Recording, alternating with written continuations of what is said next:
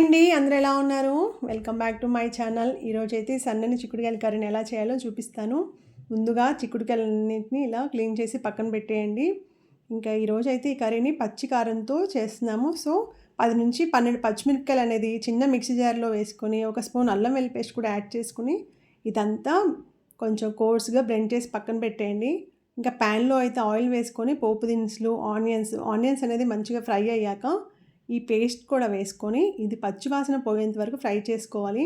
ఇందులోనే పసుపు కూడా యాడ్ చేసేసుకోండి. ఇంకా మనం ముందుగా రెడీ చేసుకున్న చిక్కుడుకాయలు మొత్తం ఇందులో వేసుకొని కూరకు సరిపడినంత సాల్ట్ కూడా ఇప్పుడే యాడ్ చేసుకొని ఇందులో ఒక గ్లాస్ వాటర్ అయితే మనం యాడ్ చేసుకొని మిక్స్ చేసుకొని మూత పెట్టేసుకున్నాం అనుకోండి 10-15 నిమిషాల్లో చిక్కుడుకాయలు అనేది మగ్గిపోతాయి. ఇంకా ఈ కర్రీ రైస్ చపాతీలోకి చాలా బాగుంటుంది.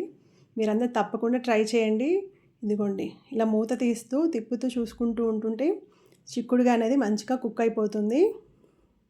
దీన్ని తప్పకుండా ట్రై చేయండి. చాలా టేస్టీగా ఉంటుంది. Thank you for watching. Bye bye.